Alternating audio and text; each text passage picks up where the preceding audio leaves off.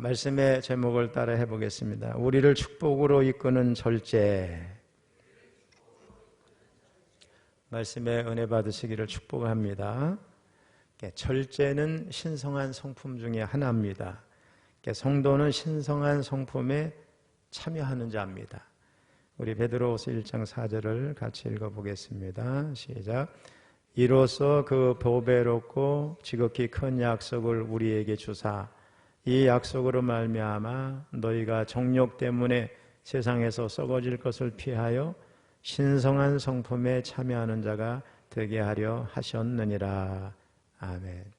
신성한 성품이 뭔가 사도 베드로는 이렇게 말씀해요. 5절로 7절까지 읽어봅니다. 시작.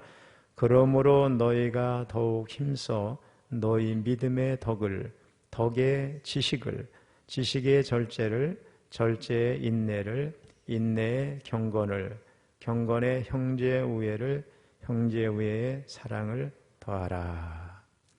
여기 신성한 성품 가운데 절제가 있는 걸 볼 수가 있습니다. 절제 성품을 몸에 익히면 하나님의 원리를 우리가 깨우치게 됩니다. 하나님의 원리는 자연 가운데서도 나타나고, 그래서 우리가 자연의 원리 속에서도 볼 수 있는데 그 속에도 가만히 보면 다 절제의 원리가 담겨 있습니다. 우리가 봄, 여름, 가을, 겨울 4계절이 있죠. 근데 여러분 한번 생각해 보세요. 어느 한 계절만 있으면 안 되겠죠. 씨앗을 뿌리는 계절이 있으면 또 잘 자라는 계절이 있고, 또 추수를 하는 계절이 있고, 잠시 쉬었다가 또 새롭게 파종을 할 수 있는 준비를 하는 그런 계절도 있어야 되겠습니다. 여름만 계속되면, 뜨거움만 계속되면 사막이 되죠. 여러분 겨울만 계속된다고 생각하면 생명현상은 일어나지 않을 겁니다. 자, 벤저민 프랭클린은 자신이 쌓아야 할 덕목을 13가지로 정리했습니다.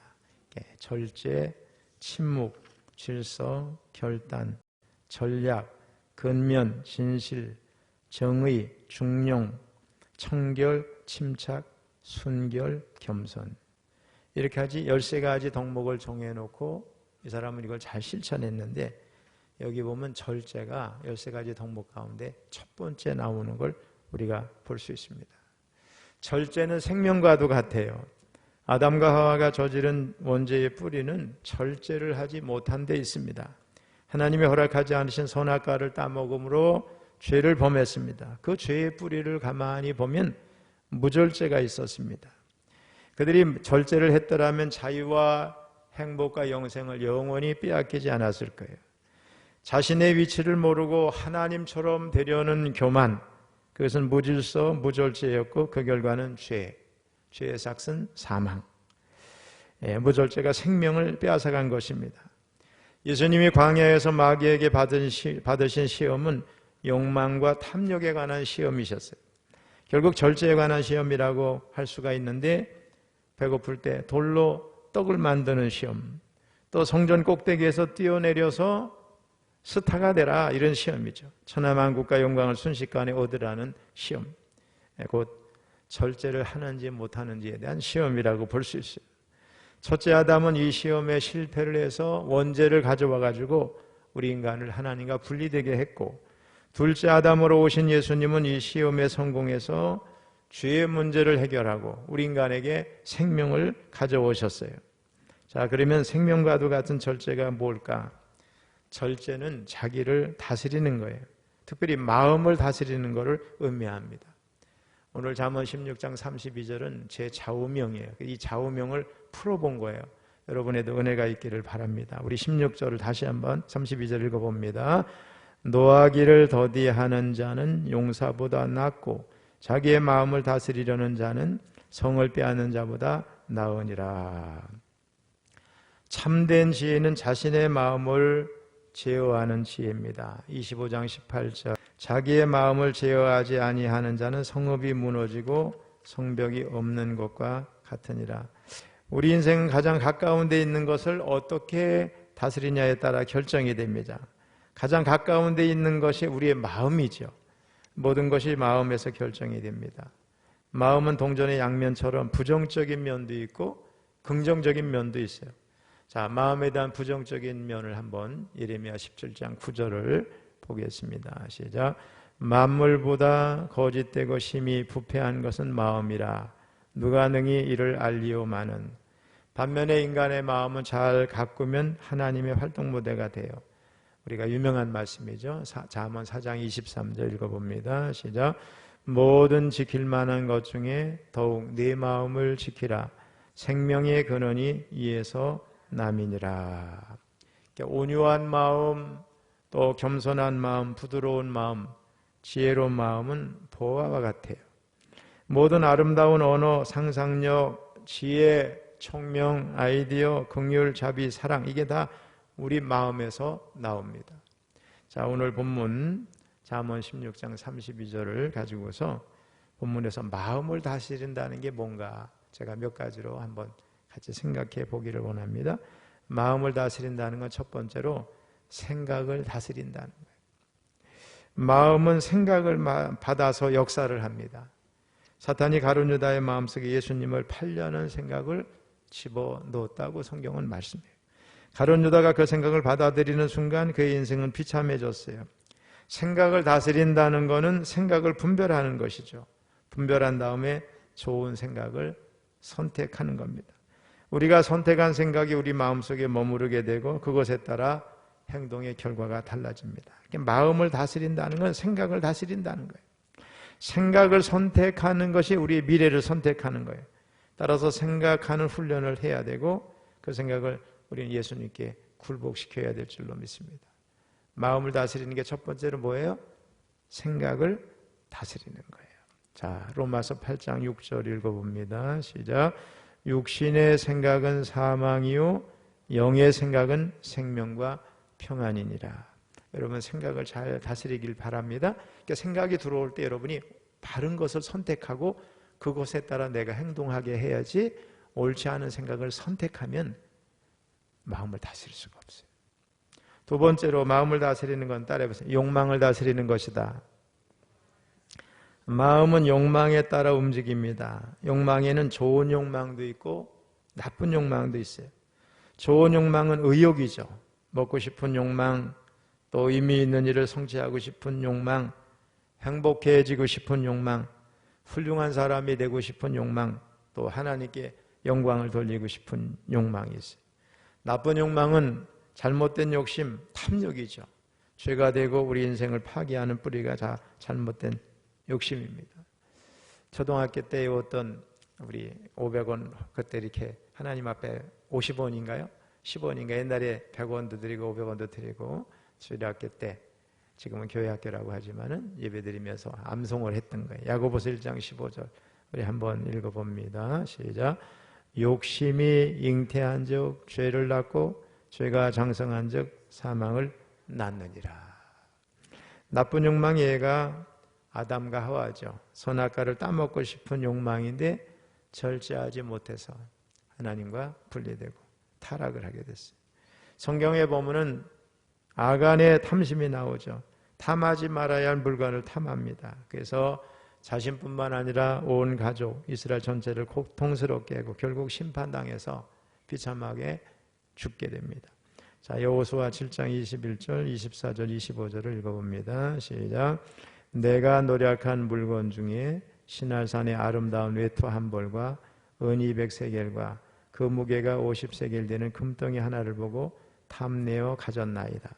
보소서 이제 그 물건들을 내 장막 가운데 땅속에 감추었는데 은은 그 밑에 있나이다 하더라. 여호수아가 이스라엘 모든 사람과 더불어 세라의 아들 아간을 잡고 그 은과 그 외투와 그 금덩이와 그의 아들들과 그의 딸들과 그의 소들과 그의 나귀들과 그의 양들과 그의 장막과 그에게 속한 모든 것을 이끌고 아골 골짜기로 가서 여호수아가 이르되 네가 어찌하여 우리를 괴롭게 하였느냐. 여호와께서 오늘 너를 괴롭게 하시리라 하니 온 이스라엘이 그를 돌로 치고 물건들도 돌로 치고 불사르고. 제가 그 뒤로 한 절을 더 읽어볼게요. 그 후에 돌무더기를 크게 쌓았더니 오늘까지 있더라. 여호와께서 그의 맹렬한 진노를 그치시니 그러므로 그곳 이름을 오늘까지 아골골짜기라 부르더라. 우리 26절까지 다음에 해주세요. 자, 욕심을 다스리고 절제할 때 행복이 주어지죠. 우리가 아골골짜기 부름받아 나서님은 부를 때 아골골짜기 빈들레도 아골골짝 빈들레도 간다고 그랬는데 이것이 바로 아간과 관계가 있는 골짜기라는 걸 우리가 알 수 있어요. 자, 세 번째로 마음을 다스리는 건 따라해보세요. 언어를 다스리는 것이다.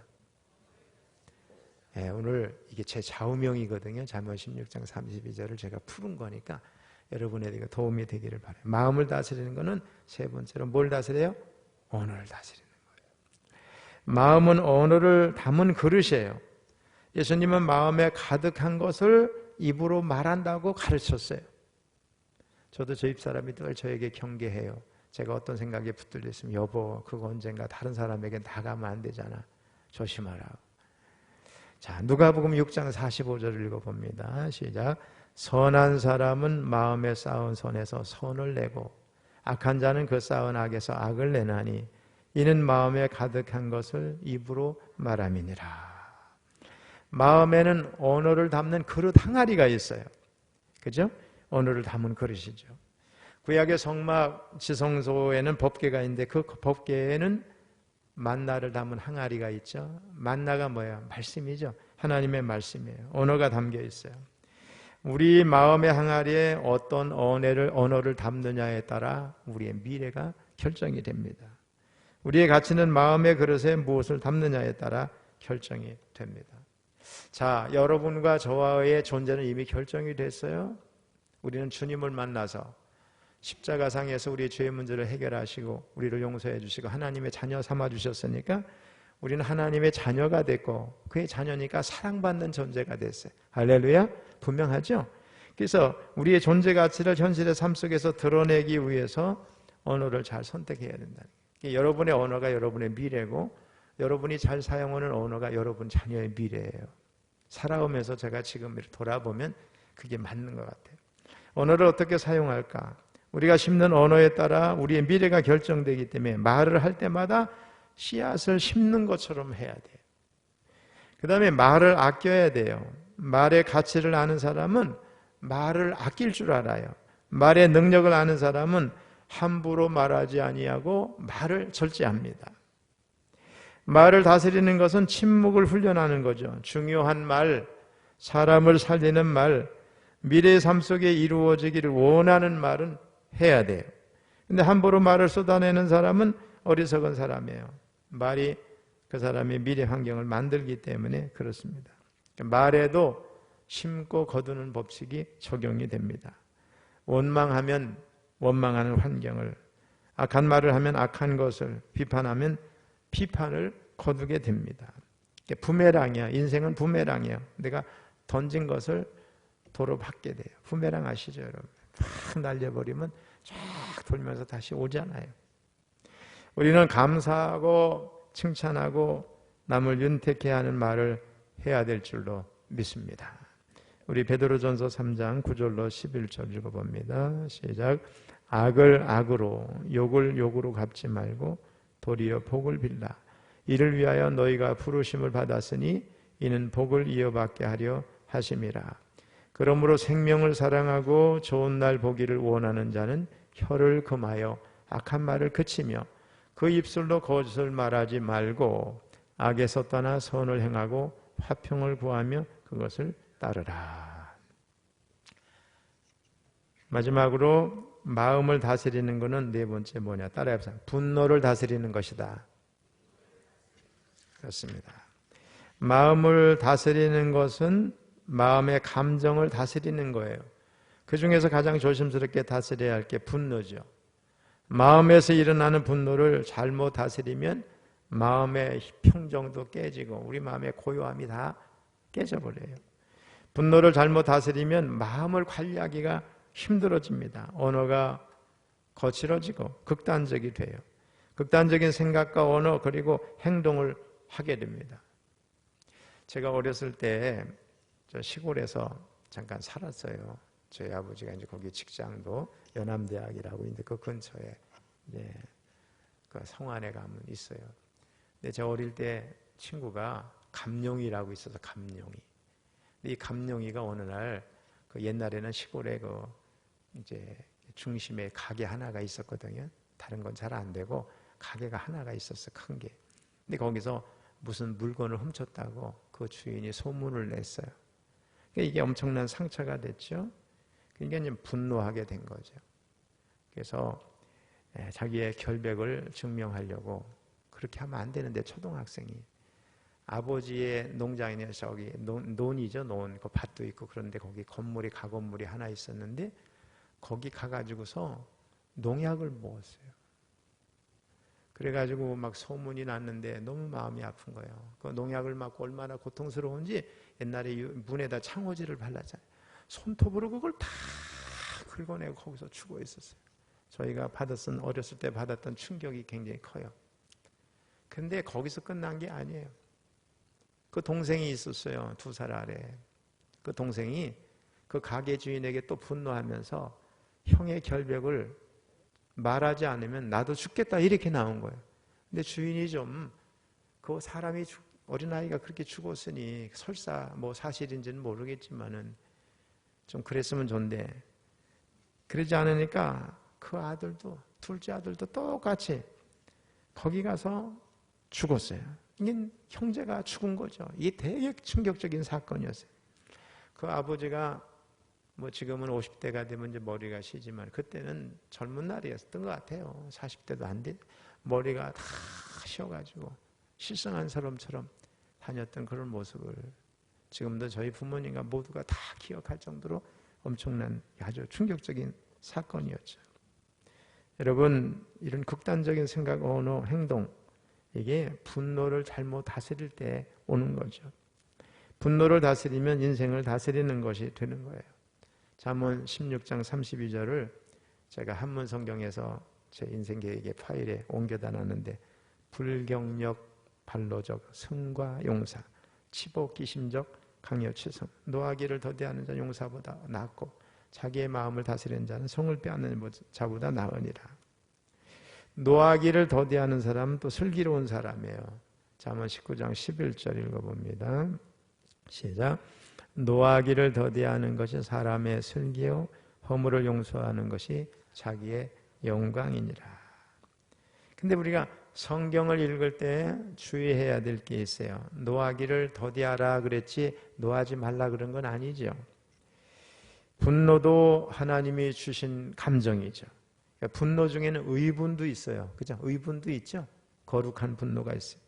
그러나 의분도 절제하지 않으면 무서운 결과를 가져오게 됩니다. 그래서 분노가 일어날 때는 어떻게 해요? 잠깐 멈춰야 돼요. 내가 왜 분노하는지, 누구 때문에 분노하는지. 더 중요한 건 뭐냐면 이 분노를 폭발했을 때 결과가 어떻게 될 것인가를 미리 한번 생각을 해봐야 돼요. 결과가 별로 안 좋을 거예요. 속은 시원한지 모르지만 관계는 다 파괴되고. 그렇죠? 여러분, 우리가 신앙생활하면서 교회 공동체 안에서 서로 극단적으로 이렇게 표현하고 해서 싸웠다. 내가 미안해 서로 풀었어요. 그러면 푸른 거로 끝날까요? 아니죠. 그러니까 들었던 말들이 평생 가는 거야. 10년, 20년, 30년. 저 아무개 집사님이, 아무개 권사님이 나한테 이런 말을 했어. 풀었어. 푸른데 푼 게 아니야. 그 속에 그게 계속 있는 거죠. 이걸 생각하면 속 시원하라고 분노를 탁 한마디 분노의 말을 내질렀는데 결과적으로는 어떻게 해요? 이게 10년, 20년, 30년, 40년, 50년도가 죽을 때까지 간다는 거예요. 그러니까 참음으로 얻을 수 있는 결과는 또 무엇인지를 한번 생각해봐요. 지금 참으면 조금 화는 나죠. 이 부글부글 끓는 걸 해결하지 못하니까. 그런데 서로 좋고, 그 다음에 시간이 지나면 어떻게 돼요? 억울한 건 어떻게 되게? 다 밝혀지게 돼 있어요. 잘못 분노하면 미래는 물론 관계도 다 깨진다는 걸 우리가 생각해야 돼요. 우리가 절제라는 게 이렇게 중요하더라고요. 절제의 힘이 있어요. 절제로부터 얻어지는 힘이 뭐냐? 첫 번째로 낭비하지 않는 힘이에요. 승리자들의 특징이 뭐냐면 힘을 한 곳에 집중할 줄 안다는 거예요. 여러분, 우리가 물로 이런 새 같은 것도 자르는 거 아세요? 그게 집중해서 나가면 바위도 깨고 다 그러죠. 하나님이 우리 안에 엄청난 가능성, 잠재력을 담아 두셨어요. 이것을 집중해서 사용하면 성공하게 돼요. 근데 절제하지 못하고 죄를 지면 그 죄의 문제를 수습하려고 인생은 그 에너지를 다 낭비하게 돼 있어요. 교회 역사상 널리 인정되어 온 7가지 큰 죄가 뭐냐? 한번 따라해보세요. 교만, 질투, 분노, 나태, 탐욕, 폭식, 호색, 이런 거예요. 전통적으로 교부들이나 중요한 사람들이 되게 이걸 꼽았어요. 그레고리 대제 7세가 이 7가지 죄에 대해서 이런 말을 했어요. 일상적인 삶의 조건 속에서 영혼을 통상적으로 파괴한다. 두 번째로 우리 절제의 힘은 목표에 집중하게 하는 힘이에요. 인간은 목표를 가지고 살아갈 때 가장 강력하고 강인해져요. 운동선수나 예술가들은 어떤 경지에 이르기 위해서 절제하죠. 인간의 유혹 가운데 가장 큰 유혹이 뭐예요? 먹는 건데 아담과 하와를 보면 먹는 것에 시험당했어요. 예수님도 40일 금식 기도한 다음에 먹는 거, 돌로 똑덩이를 만들게 하라? 이게 다 시험이죠. 다니엘도 음식으로 그랬어요. 사탄이 유혹했죠. 근데 절제한 다니엘이나 예수님은 승리를 했고 아담과 하와는 실패했습니다. 토마스 아켄페스는 탐식을 삼가라. 그리하면 육신의 모든 성향을 보다 쉽게 절제하게 될 것이다. 그랬어요. 저는 수술을 해가지고 살이 잘 안 찌는데 제가 수술을 안 했으면 절제를 음식을 잘 못해가지고 남기는 걸 못해가지고 살이 더 많이 쪘을 거예요. 그때도 80이 넘었으니까. 근데 이번에 후배 이장균 목사님 와보니까 제보단 1년 후배지만 나이로는 제가 이제 공무원 하다가 2년 늦게 가서 3년 후배인데 살도 안 찌고 잘 관리를 했더라고요. 음식도 딱 절제해서 먹고. 야, 보면 음식을 절제하는 사람들이 큰일을 하는 걸 볼 수가 있어요. 셋째로 절제의 힘은 자신을 관리하는 힘이에요. 우리는 일생 동안 자신을 관리해야 돼요. 먼저 영적인 관리를 해야 돼요. 하나님 나라 갈 때까지 영을 관리를 잘해서 구원을 잃지 말아야 될 줄로 믿습니다. 또 성적인 유혹을 관리를 잘해야 되죠. 오늘날 우리 사회를 보면 얼마나 많은 문제가 있는지를 모르겠어요. 세 번째는 건강관리를 잘해야 되죠. 앞으로 남자는 3명 중에 1명이, 여자는 4명 중에 1명이 암으로 죽을 거라고 그래요. 제가 암을 이겨내고 나서 깨달은 게 뭐냐? 암은 내 몸이 암이 활동하기에 좋은 환경이 되도록 관리하지 않은 죄입니다. 그래서 저는 하나님 앞에 제 몸을 건강하게 관리하지 못한 것에 대해서 많은 회개를 했습니다.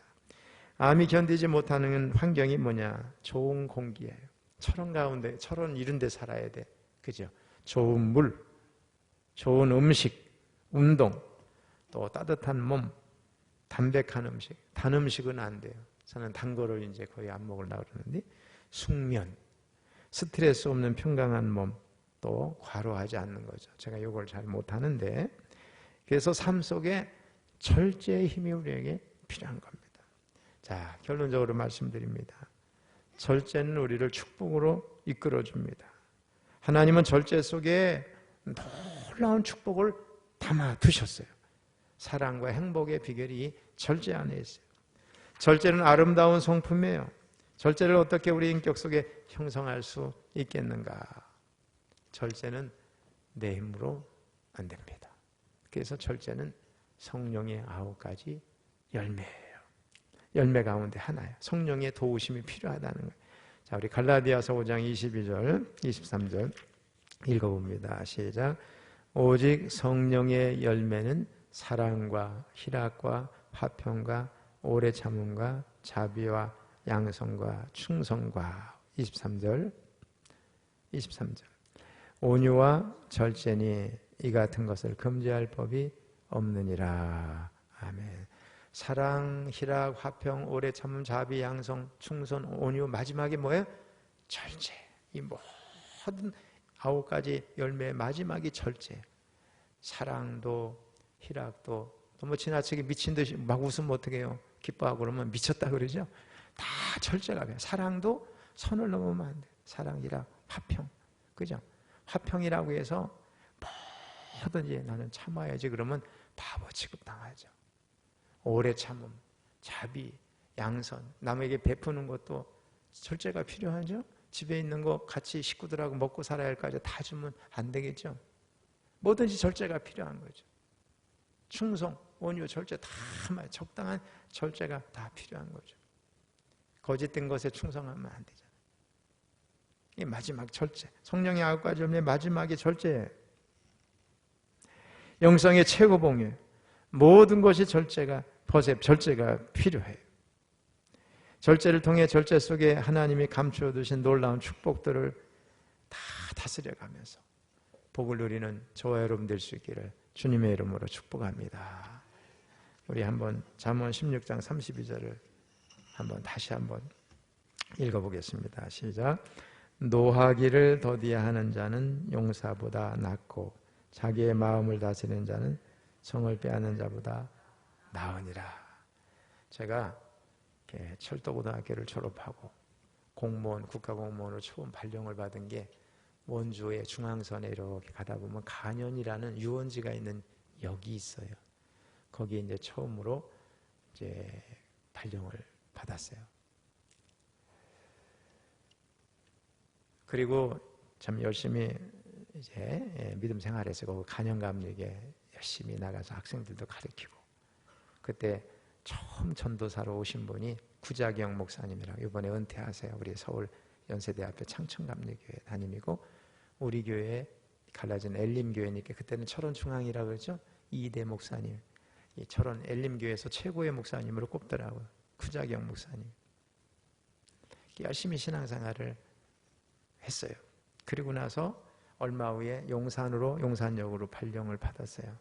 제가 이제 신학교 가려고 막 사직을 하려고 막 그럴 때였죠. 막 우리 직장에서 선배들이 야간대학 가면 되지만 신학대학 간다는 건 알지도 못하면서 자꾸 저를 유혹을 하고 그래. 근데 제가 이제 국가에서 3년 장학생 전액을 받았으니까 그거를 모아가지고 다 이제 갚아버리고 나왔어요.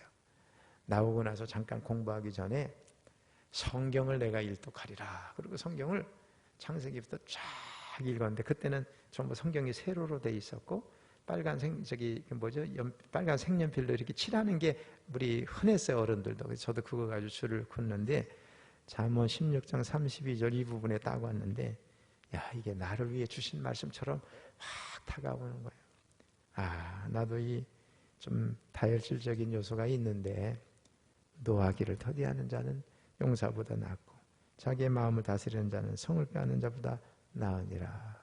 이게 나를 위한 말씀이라면 내가 이게 평생 좌우명으로 삼아야 되겠다. 이 말씀이 저의 좌우명이 됐어요. 오늘 말씀은 사실 여러분들이 잘 들었든 안 들었든 제 좌우명을 푸른 거죠, 오래전에. 여러분 마음을 잘 다스리시기를 바랍니다. 분노를 다스리기를 바랍니다. 노하기를 더디하는 자는 용사보다 나아요. 자기 마음을 다스리는 자는 성을 빼앗는 자보다 나으니라. 있는 대로 다 그냥 터뜨려버리고 소리 지르고 다 하고 싶은데 절제하면 유익합니다. 절제가 여러분의 삶에 큰 덕목이 되시기를 주님의 이름으로 축원합니다.